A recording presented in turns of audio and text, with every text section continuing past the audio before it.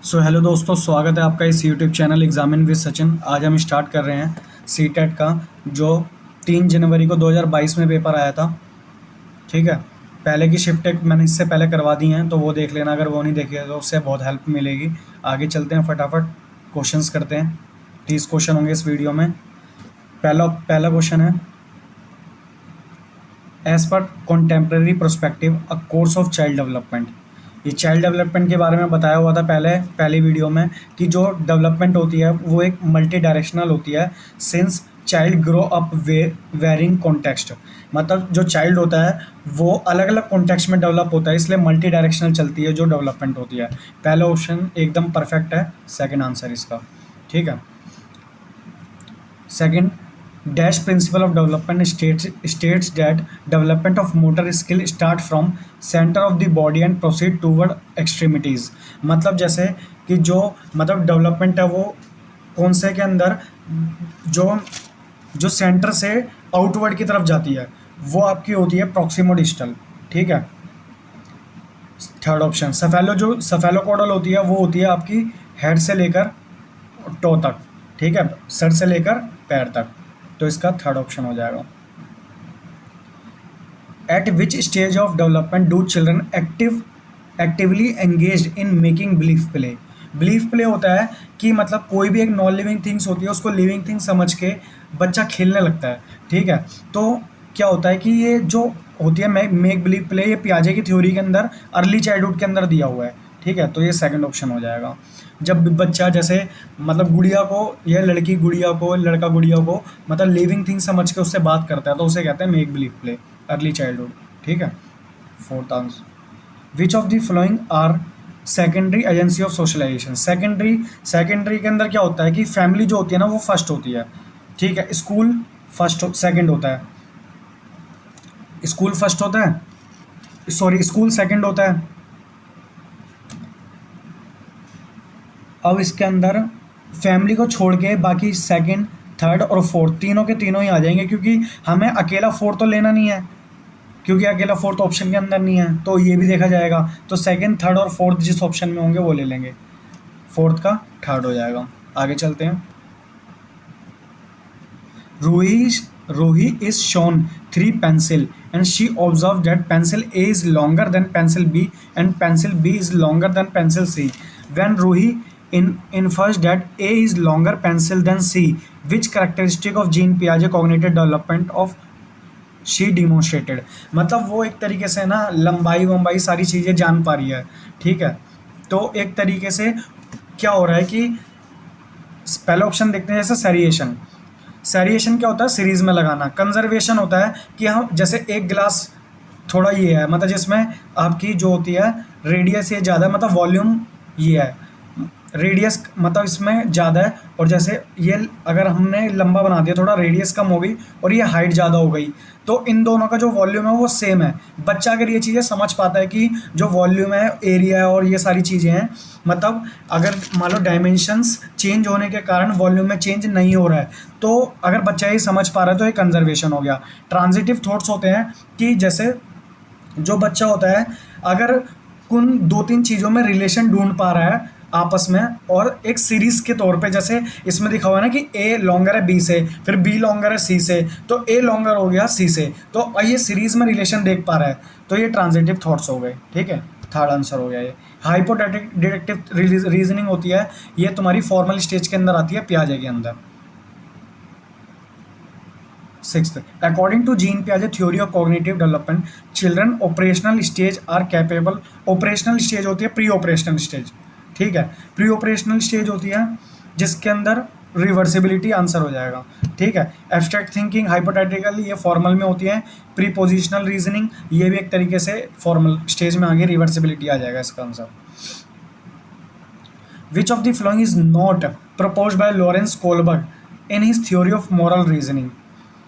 ठीक है, conventional stage भी होती है, प्री कन्वेंशनल, अनकन्वेंशनल कुछ नहीं होता।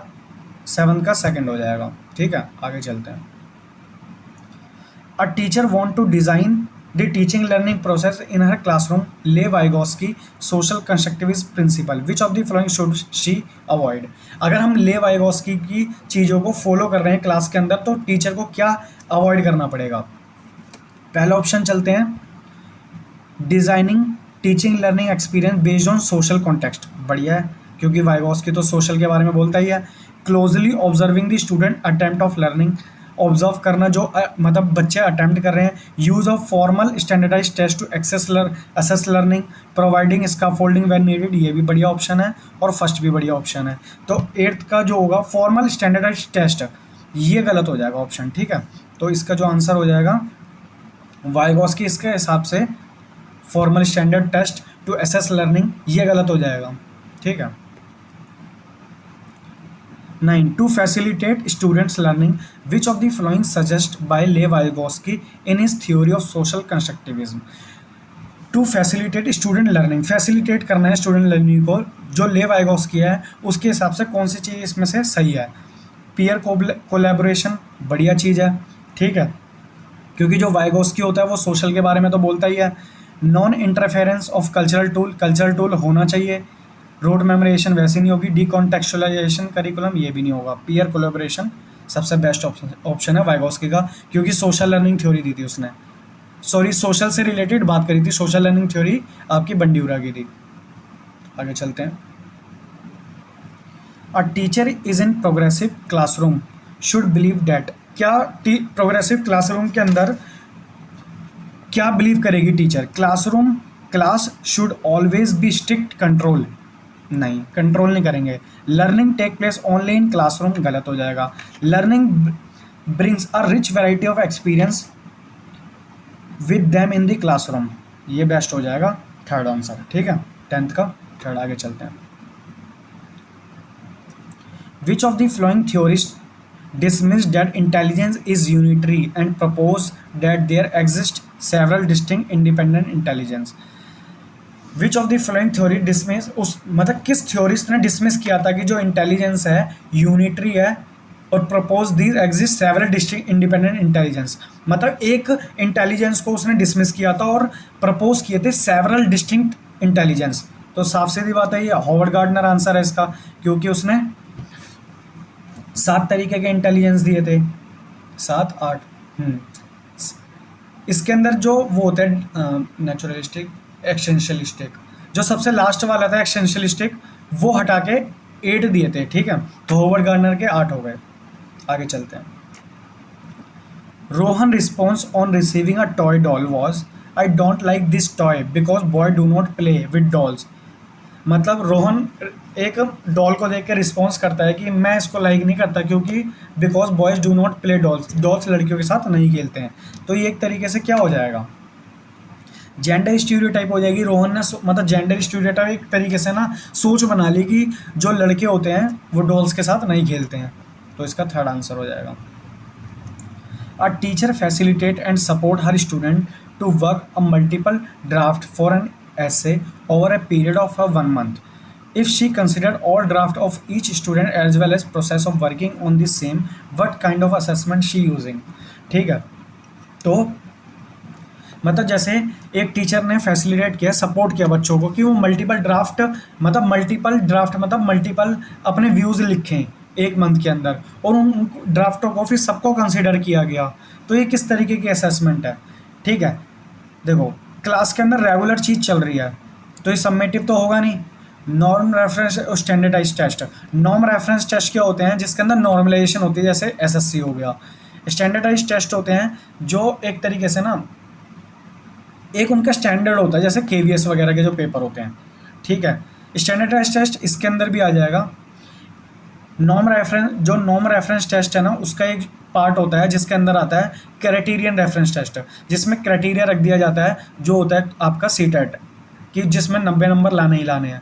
नॉर्मलाइजेशन हो गई। स्टैंडर्डाइज टेस्ट होते हैं जो एक स्टैंडर्ड मेंटेन करते हैं, जैसे केवीएस का पेपर हो गया या सीटेट का पेपर भी मान सकते हैं, ठीक है।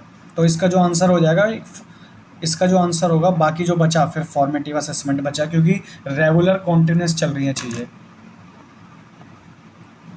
In a multilingual classroom, a teacher should discourage करेगी यूज़ ऑफ नेटिव लैंग्वेज, नहीं। रिकॉग्नाइज ओनली, ओनली आ गया, गलत हो जाएगा। Create awareness about diversity of language, allow their use as per student preference, ये बेस्ट ऑप्शन हो जाएगा 14 का थर्ड। आगे चलते हैं। अवेयरनेस फैलाएगी ना वो, और बच्चों को यूज़ करने के लिए अपॉर्चुनिटी देगी। एज पर national education policy 2020, education must be focused only predator, only आ गया ना यहाँ पे, predetermined content, focus on problem solving, best option है। Develop critical thinking, best option है। Be inquiry driven and discovery oriented, ये भी बेस्ट ऑप्शन है। थर्ड, सेकंड, थर्ड, फोर्थ जिसमें होगा ये हो गया फर्स्ट आंसर, 15 का फर्स्ट। आगे चलते हैं। In order to complete her syllabus a teacher always expect answer from a preferred group learners, मतलब एक तरीके से कंप्लीट करने के लिए सिलेबस टीचर ऑलवेज एक्सपेक्ट करती है कि एक प्रेफर्ड ग्रुप से कि वो हमें आंसर देते रहें।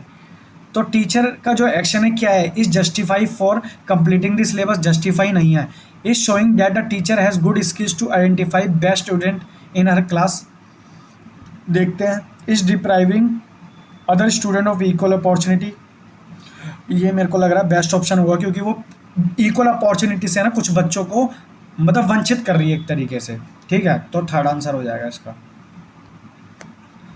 To support inclusion of student having dyscalculia, it is important.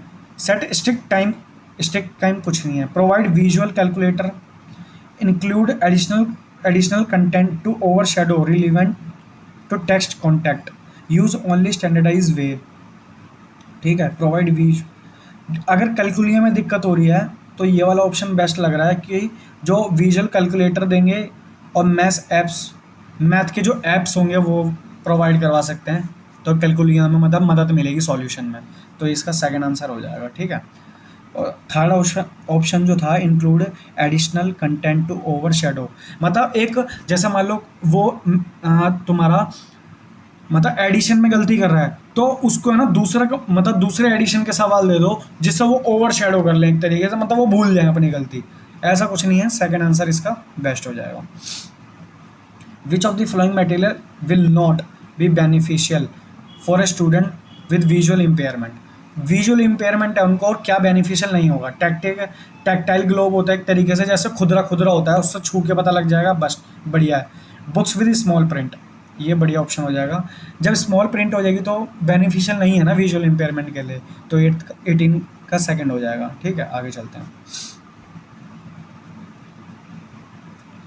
In a language classroom teacher should provide audio books along the text material, मतलब लैंग्वेज क्लासरूम के अंदर जो टीचर है वो प्रोवाइड कर रही है audio books and along with text material भी दे रही है, ठीक है। Multiple options of representation cater need of diverse learner such as those reading related disorder, best option है कि जो मल्टीपल है एक तरीके से ऑप्शन देंगे तो बच्चे ढंग से सीख पाएंगे, अगर उनको थोड़ी बहुत डिसऑर्डर की प्रॉब्लम भी है रीडिंग में। तो फर्स्ट 19 का फर्स्ट हो जाएगा। A and R true, R is a correct explanation of A, 19 का फर्स्ट। आगे चलते हैं। A creative child is likely to have divergent thinking होगी, कन्वर्जेंट थिंकिंग नहीं होगी क्योंकि क्रिएटिव है। एबिलिटी टू एब्स्ट्रैक्ट थिंकिंग होगी, ability to generate novel product, best novel बढ़िया है। तो फर्स्ट थर्ड और फोर्थ है आपका फर्स्ट थर्ड ऑप्शन में, ठीक है। 20 का सेकंड, 20 का थर्ड मारा था ना, हाँ 20 का थर्ड है। A teacher should employ multiple ways of assessment in their classroom, multiple ways teacher पढ़ाने की कोशिश कर रही है, ठीक है।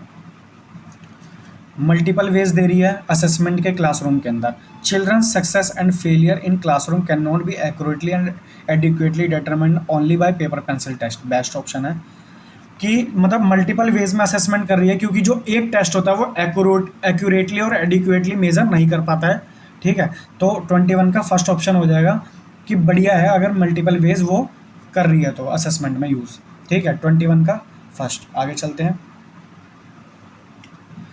To teach a concept a teacher is giving multiple examples and subsequently ask student to form a rule considering the information gather through those examples, जैसे teacher है एग्जाम्पल दे रही है और बच्चों से ना हम पूछ रही है कि मतलब एग्जाम्पल देके कि एक तरीके से ना कि वो गैदर करके एक रूल बताएं, मतलब उस इंफॉर्मेशन को, एग्जाम्पल को गैदर करके रूल बनाएं। विच ऑफ द फॉलोइंग अप्रोच, मतलब पहले वो एग्जाम्पल दे रही है फिर बच्चे रूल बना रहे हैं, तो ये डिडक्टिव थ्योरी हो गई, deductive.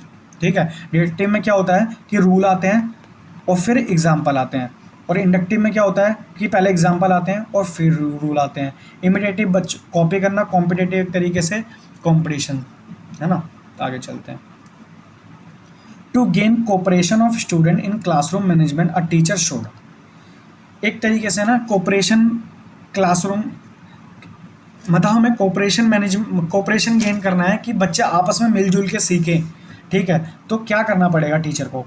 Strict and rigid classroom गलत हो जाएगा। Frequently complaint to parents, complaint करते हैं ना, ये भी बेकार है। रेप्रीमेंट, डांटते रहें। Establish norms and rules for classroom in collaboration with student, मतलब एक तरीके से ना एस्टेब्लिश करें नॉर्म्स और रूल्स को कि वो आराम से कोलैबोरेशन कर पाएँ बच्चे आपस में। ठीक है, 23 का 4th हो जाएगा। आगे चलते हैं। Choose the option that correctly represent the context in which learning take place children, मतलब ऐसे करेक्ट ऑप्शन बताना है जिसके अंदर लर्निंग पॉसिबल है चिल्ड्रंस के लिए। गेम्स एंड प्ले हो सकती है, होम में, क्लासरूम। मेरे हिसाब से तीनों के अंदर हो सकती है, 24 का 3rd हो जाएगा। आगे चलते हैं। Which of the following, not पूछा, नोट का ध्यान रखना। An effective way to facilitate problem solving skills among student, मतलब कौन सी इसमें इफेक्टिव वे नहीं है जिसके अंदर प्रॉब्लम सॉल्विंग बच्चा सीख सकता है, फैसिलिटेट करेगा वो ऑप्शन, कौन सा नहीं है इसमें। Facilitate discussion on the topics and encourage student to participation, बढ़िया ऑप्शन है, नोट होगा नहीं। Encourage student to brainstorm and generate ideas, ये भी सही ऑप्शन है। Provide student with variety of learning material, find solution, ये भी सही है। Emphasize on use of predetermined step, पहले से ही उसके अंदर इफेक्ट, मतलब प्रॉब्लम सॉल्विंग कैसे होगी जब हम पहले से ही सारी चीज़ें कर लेंगे तो। ठीक है, बाकी ऑप्शन बढ़िया हैं इसलिए 4th मार दिया। ठीक है, 25 का 4। आगे चलते हैं। Which of these is characteristic of constructivist classroom, constructivism होती है जब बच्चे अपना दिमाग लगा के कुछ कंस्ट्रक्ट करते हैं, मतलब एक तरीके से ना फुल्ली इन्वॉल्व रहते हैं क्लासरूम के अंदर। कौन सा इसके अंदर करेक्टरिस्टिक है। लर्नर आर पैसिव, एक्टिव होंगे तभी कंस्ट्रक्टिव होगा। Maximum emphasize is given to rote memorization करेंगे नहीं। Asking of question by children not encourage in the classroom, जो इनकरेज नहीं कर रहे हैं उनसे क्वेश्चन पूछना। Previous experience of children are use to construct new knowledge, best option हो जाएगा। आगे चलते हैं, मतलब प्रीवियस एक्सपीरियंस से न्यू नॉलेज अब कंस्ट्रक्ट करेंगे। Which of the following belief of teacher is detrimental to student learning? Which of the following belief of a teacher is detrimental होता है एक तरीके से harmful to students learning, मतलब क्या टीचर के लिए पहले से ही एक सोच बना लेना हार्मफुल है स्टूडेंट्स की लर्निंग के अंदर। Error a part of process of learning, ये तो सही ऑप्शन है। ठीक है, making error is a shameful act of the for learner, ये बढ़िया ऑप्शन इसलिए हुआ अगर मान लो टीचर पहले से ही सोच लेगा कि जो एरर है वो एक शेमफुल एक्ट है लर्नर्स के लिए, तो एक ये चीज़ हार्मफुल है ना। अगर वो बच्चे एरर करेंगे तो एक तरीके से वो तो यही फील करेंगे ना कि हाँ शेम फील करेंगे, फिर वो जब टीचर यही सोच रहा है। ठीक है, तो इसलिए ये गलत हो जाएगा।